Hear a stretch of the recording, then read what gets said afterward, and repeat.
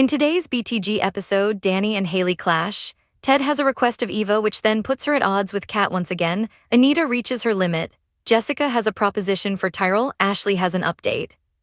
Hayley finds Dani in Bill's arms. Leslie gets a hold of Marcel's gun as Nicole asks Carlton on a double date.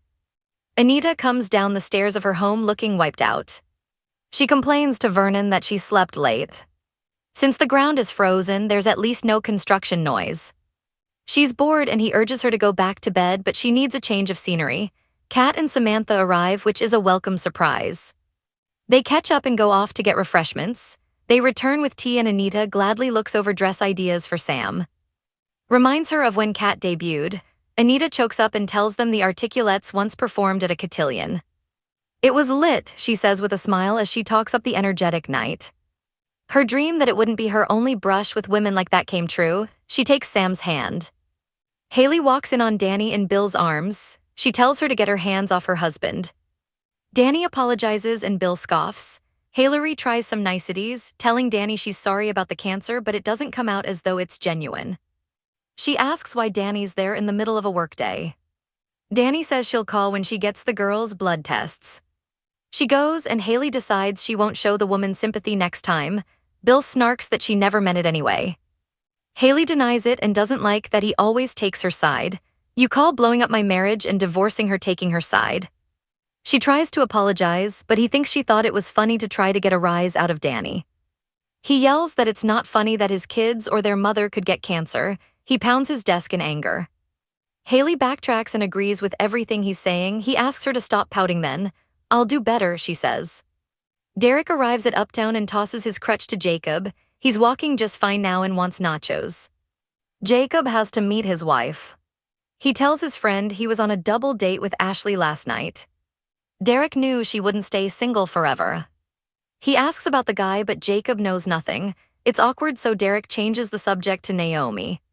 He eats nachos while listening to Jacob talk about the BRCA gene issue.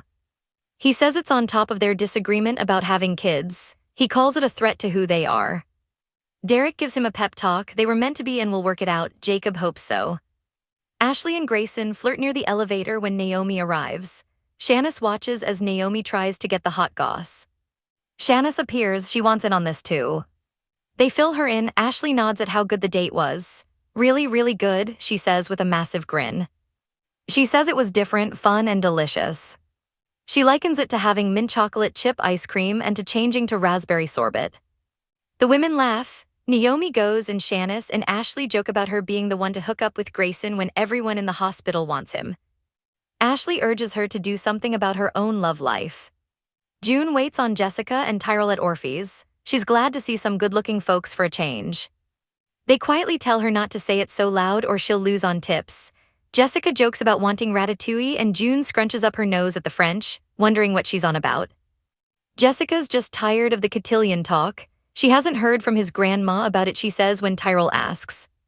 She assumes his mom has more important things to do with her mom having cancer. Jessica continues to bash cotillion.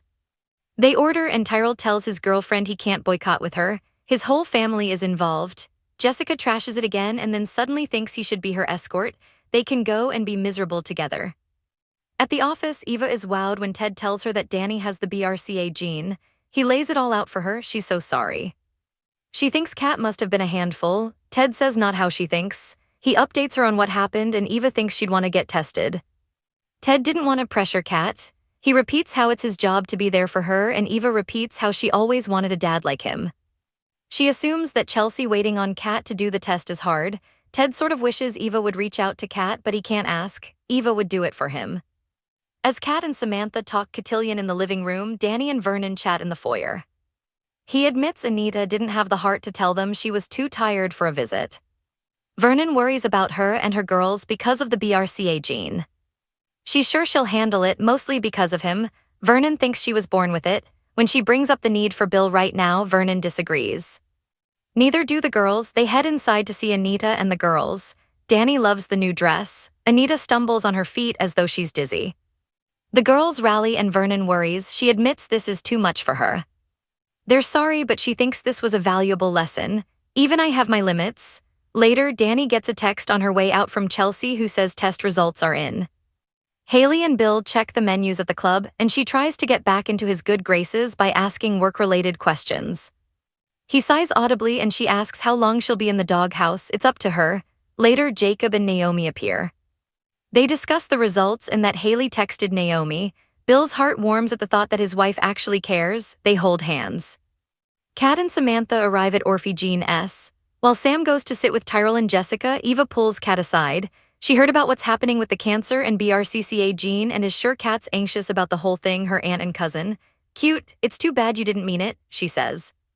She asks her sister to stay out of her business and family. Eva says the only reason she did this was that their dad wanted her to.